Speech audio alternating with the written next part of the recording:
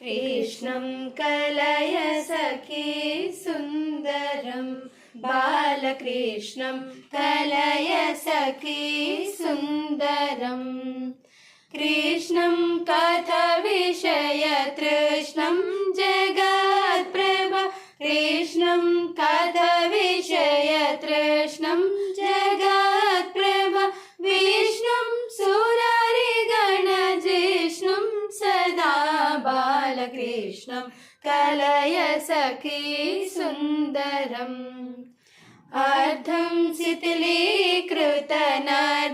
श्रीनारायण अर्धं शिथिलीकृतनर्धं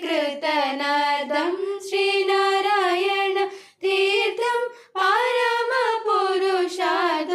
सदा बालकृष्णं कलय सखी सुन्दरम्